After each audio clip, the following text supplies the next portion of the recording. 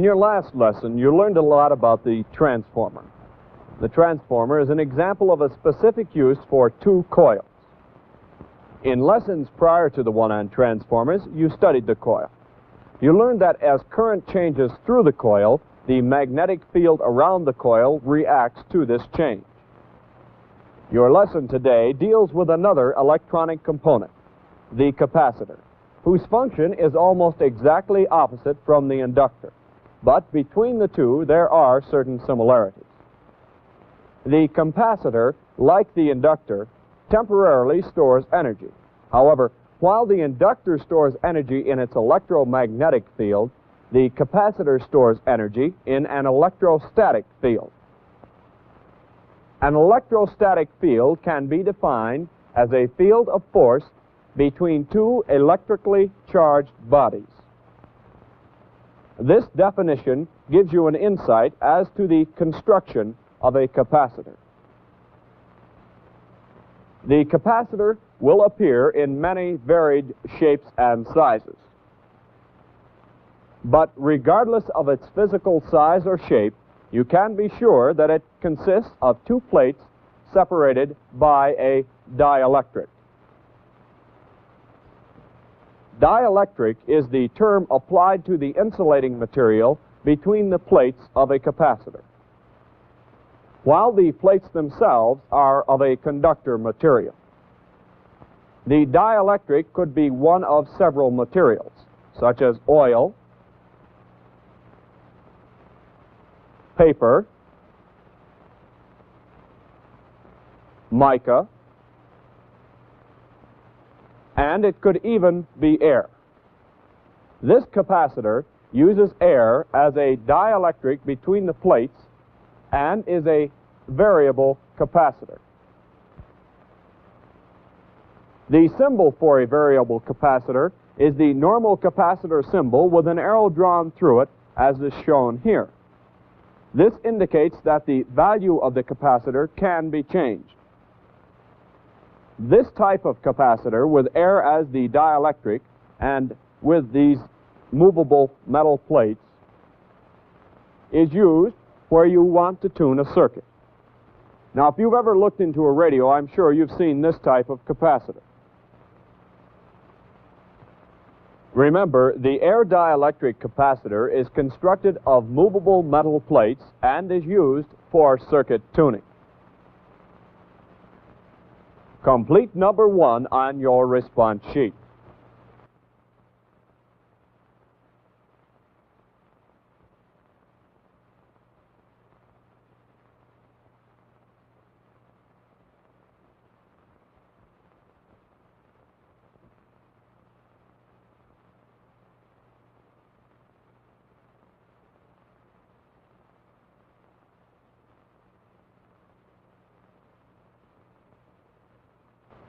You should have written movable metal and tuning. Now, if you use such words as variable or adjustable instead of movable, you're still correct. Now complete number 2.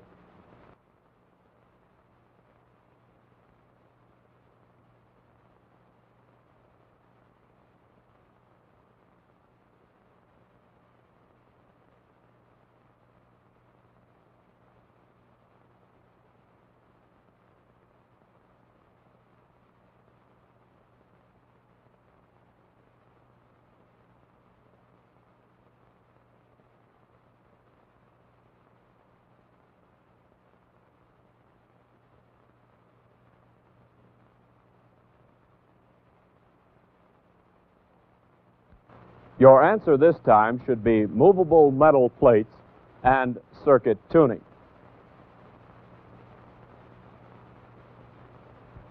The movable plate capacitor is the most common variable type that's being used. Probably the most common fixed capacitor in use today is the paper dielectric capacitor. The reason it's very common is its low construction cost. Here's how it's constructed. 2 layers of tin foil separated by a layer of paper rolled into a cylindrical shape. After the capacitor is rolled, it's dipped in melted wax so it will retain its shape. This is a very inexpensive capacitor for the job it can do. Now we have two capacitors, the air dielectric we discussed first, and now the paper dielectric, whose construction feature is its cylindrical shape. It is used in most low-cost installations. Now complete statement number 3 in the spaces provided on your response sheet.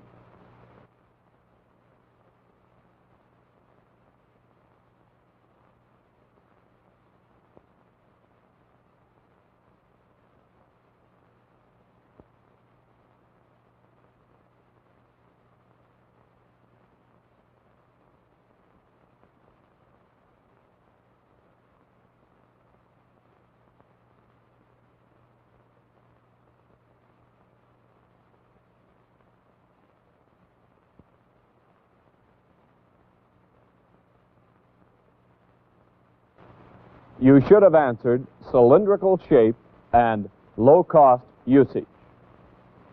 Now do number 4 on your response sheet.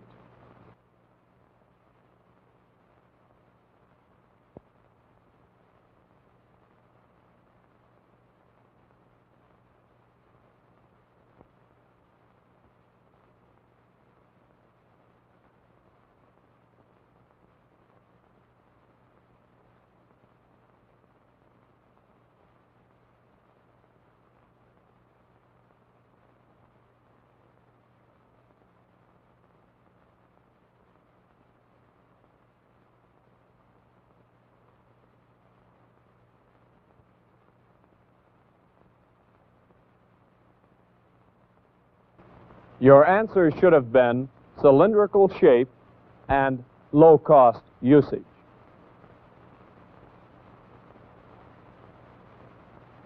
Now, let's move on to another capacitor, and we'll discuss its construction features. This capacitor is usually identified by the fact that it's housed in a round metal can. In other ways, its physical shape is very similar to the cylindrical paper capacitor. It's used when you want a very large capacitance in a fairly small space. The electrolytic capacitor has aluminum plates separated by paper with an extremely thin film of aluminum oxide formed on one of the plates. This is the dielectric, and this is also why it's called an electrolytic. These round metal case capacitors are polarized and can be used in DC circuits only. They cannot be used with AC because a reversal of applied voltage would destroy the dielectric film. For this reason, the terminals are polarized. I mean that one terminal is marked negative and the other is marked positive. The capacitor must be connected according to this polarity marking and used only in a DC circuit. Now we have covered 3 capacitors, the last being the electrolytic, which is housed in a round metal can and provides a large capacitance value and still is comparatively small in size. Remember, it is polarized and must be connected into the circuit properly. Now complete number 5 on your response sheet.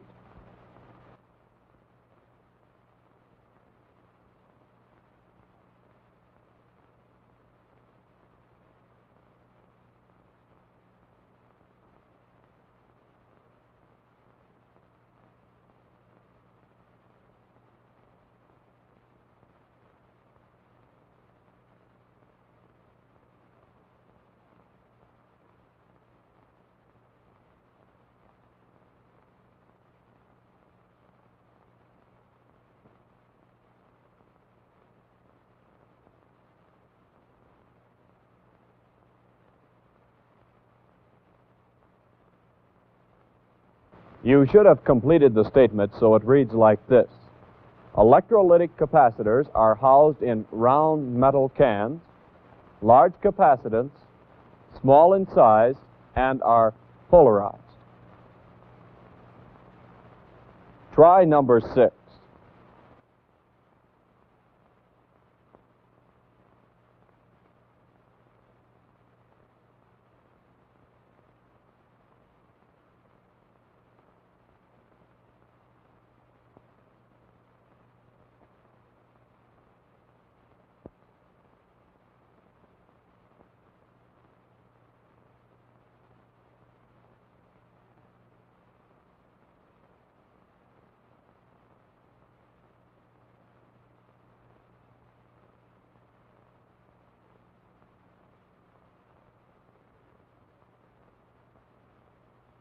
Under construction, you should have round metal can and large capacitance, small size, and are polarized under usage.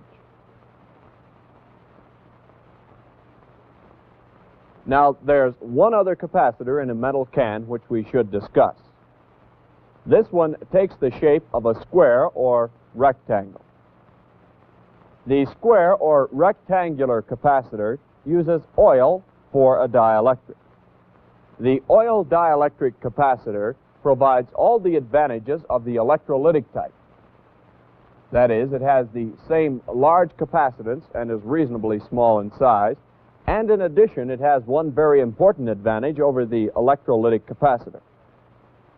You'll notice that there are no polarity markings on the can. It is not polarized and can be used in both DC and AC circuits. Remember, large capacitors of the electrolytic and oil-filled types are both contained in metal cans. They are both relatively small in size, that is, small for the amount of capacitance they have. The round one is polarized and must be used in accordance with its polarity markings in DC circuits only. The square or rectangular has an oil dielectric and is not polarized. Therefore, it can be used in either DC or AC circuits. Now complete number 7 on your response sheet.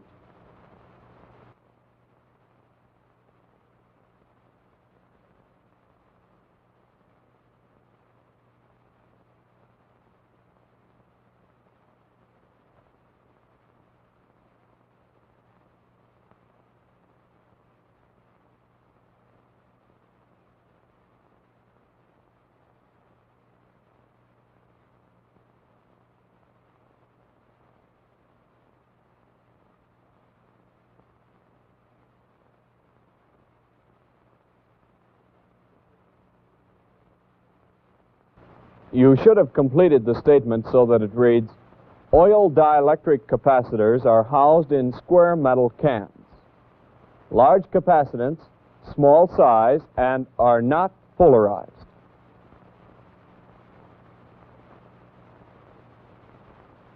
Now complete number 8.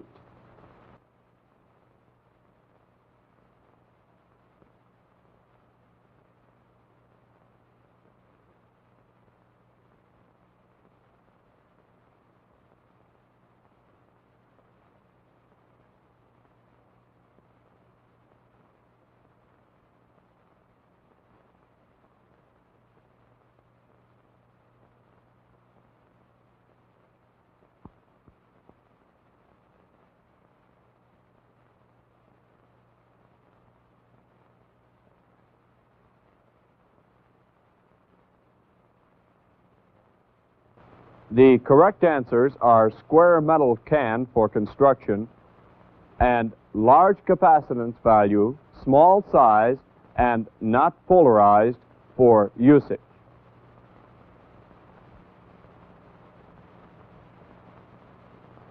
Now let's look at a couple of capacitors that are physically different, but they have the same general usage.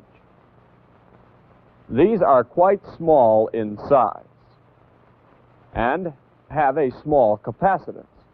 Their greatest advantage over other capacitors is that they are protected from dampness or extreme humidity. Let's refer to them as humidity-proof. The reason they're humidity-proof is that during their manufacture, they're completely encased in a waterproof material. The plates of the mica type are meshed, as indicated here, to cut down on space. Sheets of mica are placed between the plates. The entire assembly is then encased in a plastic and looks like this. The ceramic disc type starts out as two plates with leads attached. Sheets of ceramic material are placed between these plates, and the entire assembly is coated with a plastic material. In both cases, the outside plastic coating acts as a protective covering against humidity.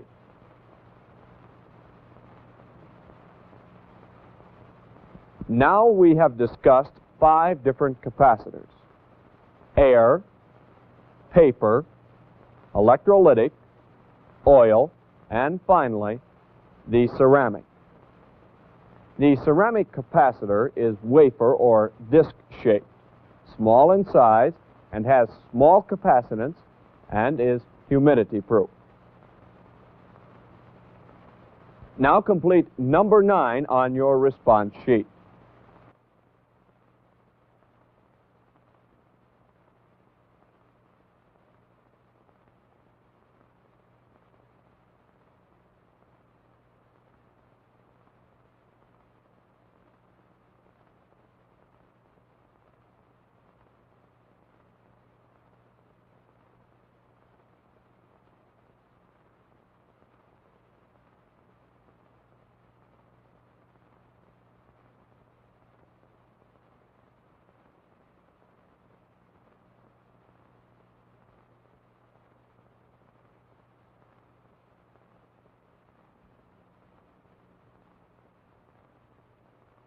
The desired answer in this case is ceramic capacitors are wafer or disc-shaped, small in size, have small capacitance, and are humidity-proof.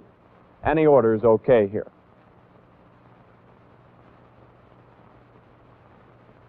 Now try number 10.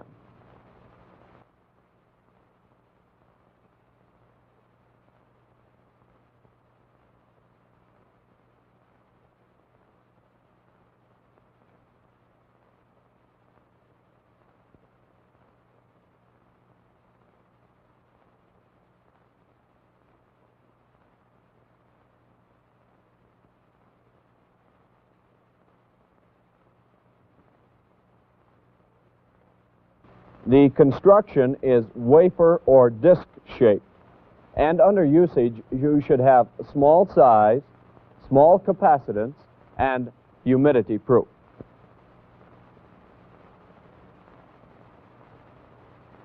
Now, you've heard me speak of the various capacitors as having large and small capacitance. When I say large capacitance, I'm saying that it has the capability of creating a large electrostatic field. The electrostatic field results from the charge on the two plates. Now, you recall that the storage of energy in a coil is in the magnetic field. In the capacitor, the energy is stored in the electrostatic field. The ability of a capacitor to store electrons when charged is measured in farads. A 1 farad capacitor connected to a 1-volt battery would have 1 coulomb of electrons on its negative plate. A 1 farad capacitor would be a gigantically large capacitor. You'll never see one. Practical capacitors, the ones that you'll see, will have capacitance values in microfarads or microfarads. Many times it will be necessary for you to complete problems which require converting the micro or micros to a whole farad. Now, this can be done in 2 ways. Here are two values of capacitance. Let's convert these to farads. First, we must answer this question. How much is a microfarad? Well, you should know that micro means 1 million. And it also means that the decimal point must be moved to the left from its original placement. Therefore, I can write this value in this manner.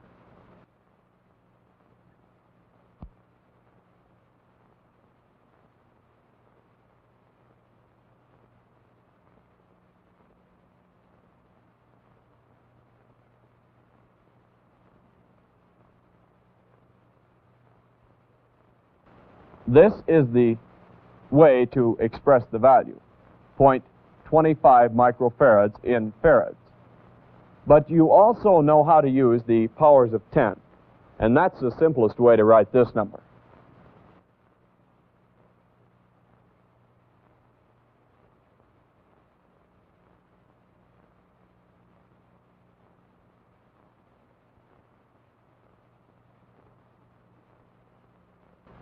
All you need to do is count the number of places to the right of the decimal point and write the value as I did, using the number of places as the minus power of 10.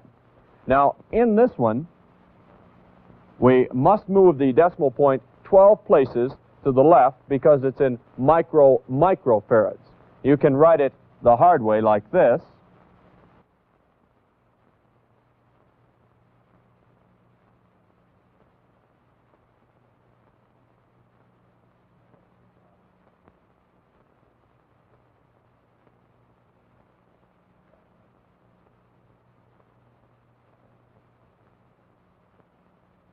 Or the easy way, using the powers of 10, like this.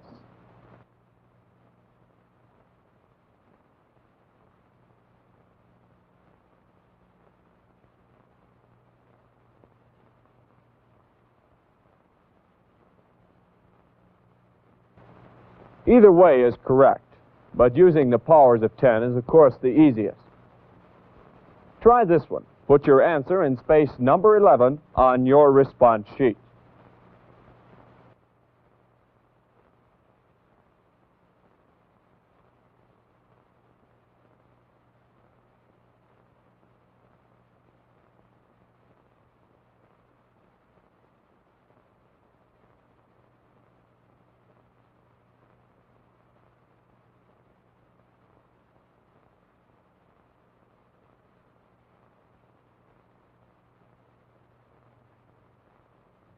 Your answer, to be correct, should be one or the other of these, preferably 67 times 10 to the minus 7th power.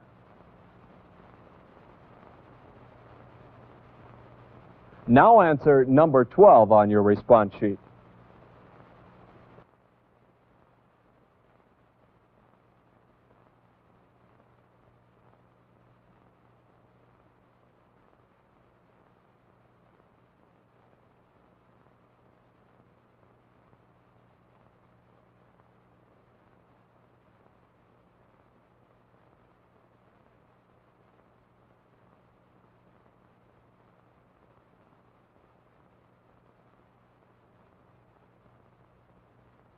This answer should be as shown here.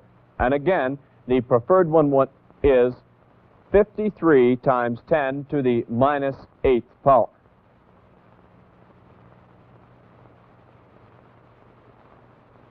Now convert number 13 to farads.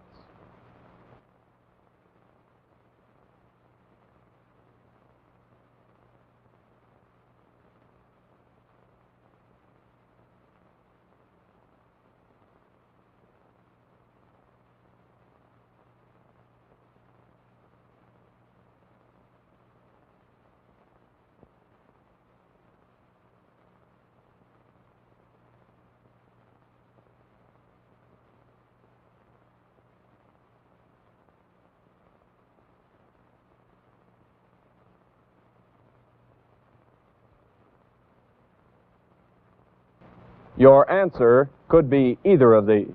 They're both correct.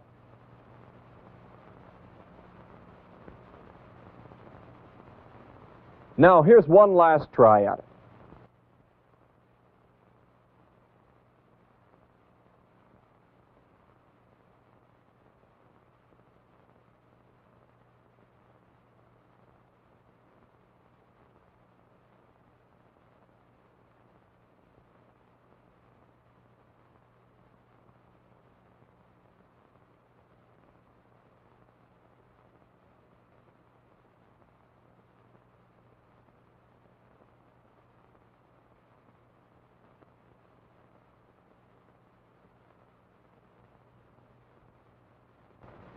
I hope that you used the powers of 10 expression.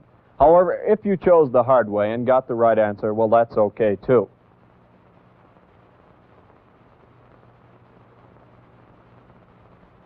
We've converted a few values of capacitance, and we've discussed large and small capacitances. You're probably wondering what determines the capacitance of a capacitor. This illustration should help you remember the facts which govern this. The area of the plates is factor number 1. The larger the plates, the greater the capacitance. Factor number 2 is dielectric constant, symbolized by the letter K. The greater the K value, the greater the capacitance. The distance between plates is factor number 3. This factor works inversely. The greater the distance between the plates, the smaller the value of capacitance.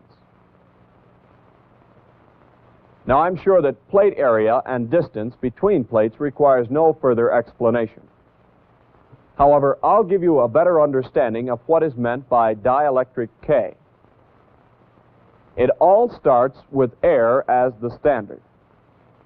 Air is given a K value of 1 and is considered the poorest dielectric in use.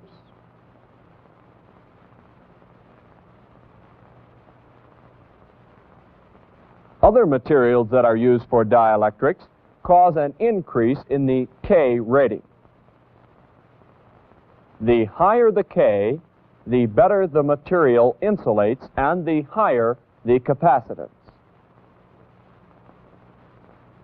Remember the factors which affect capacitance and how they affect it. The factors are now dielectric K, plate area, and distance between plates. Complete number 15 on your response sheet.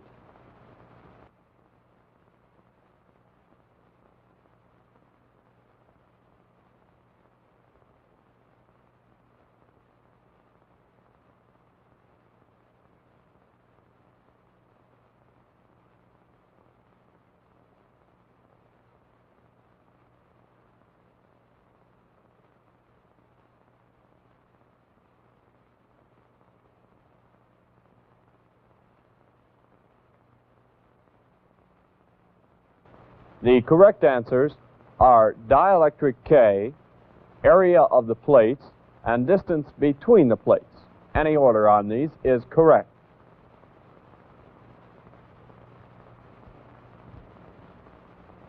Now try this one for number 16.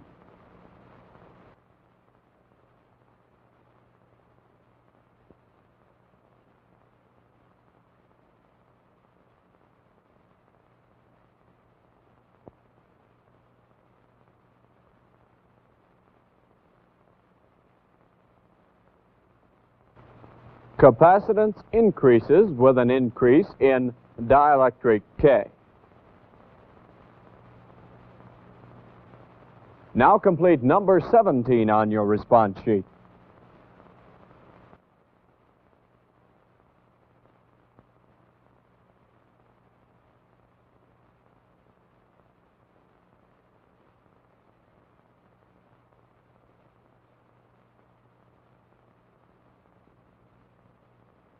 Again, you should have said increase.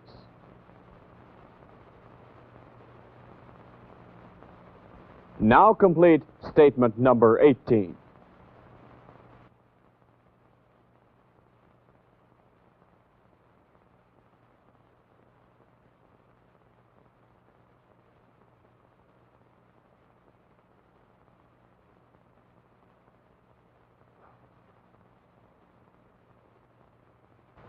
When plate area increases, the capacitance will also increase.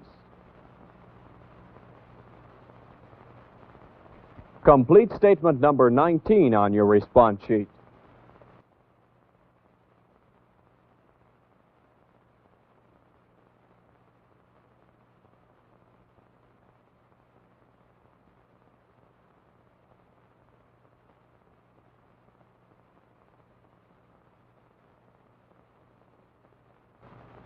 The correct word is again increases.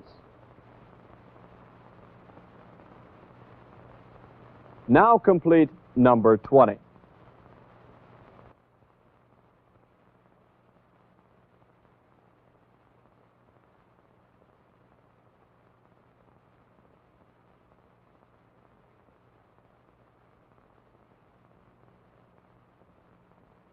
The correct answer is decreases.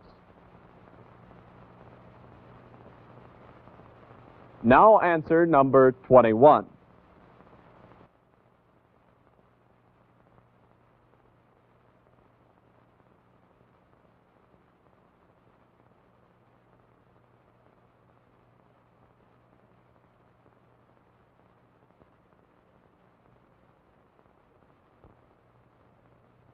This answer is also decreases. The final area I want to discuss with you is this: the voltage rating of the capacitor. Voltage rating can be defined as the maximum DC voltage that the capacitor can withstand.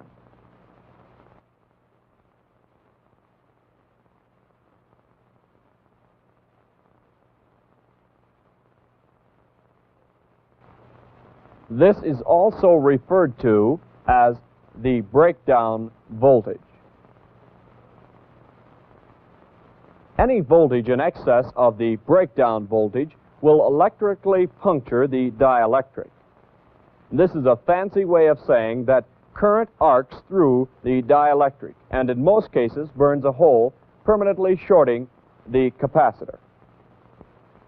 Now, the three factors which determine the voltage rating of a capacitor are the dielectric K, the distance between plates, and finally, the thickness of the dielectric. When an electrical charge is built up between two bodies, like the plates of a capacitor, there's a tendency for a current to arc between the two bodies. Whether we get an arc or not depends on how far the current has to jump and the insulating quality of the dielectric. The further apart the plates are, the higher the dielectric K, and the thicker the dielectric is, the higher the voltage rating will be. Remember these factors: dielectric K, the distance between the plates, and the thickness of the dielectric. Now try question number 22 on your response sheet.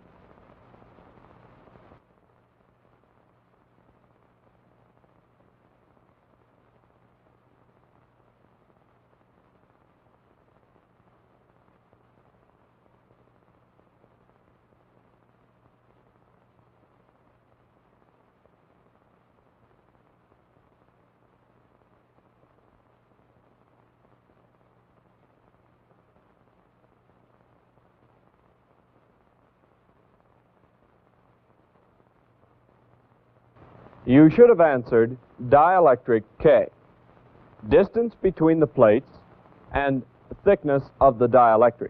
These can be in any order. Now complete number 23.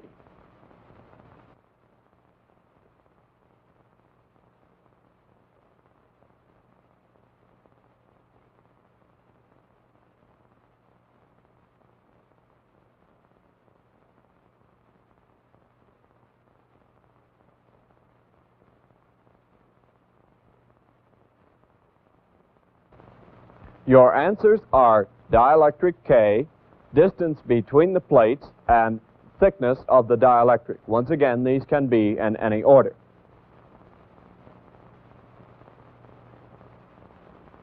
Remember, to explain voltage rating of a capacitor, one would have to say the breakdown voltage. Now, by that, you know that I mean the breakdown of the capacitor will result at this voltage. An example of this is when the insulating effect of the dielectric is overcome and current arcs from one plate to the other. Answer number 24 on your response sheet.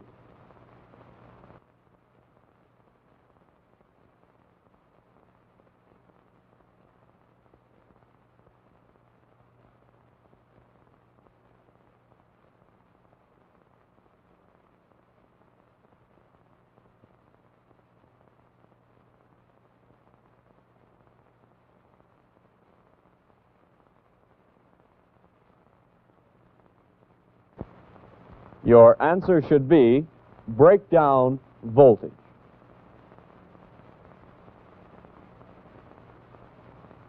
Now answer number 25.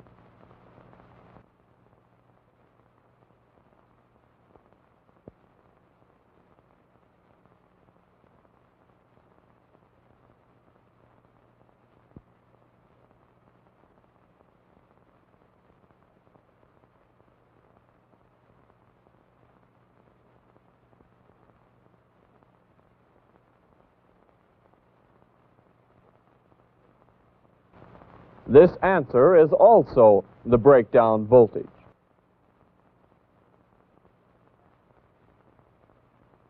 Well, this completes the first of 2 lessons on capacitors.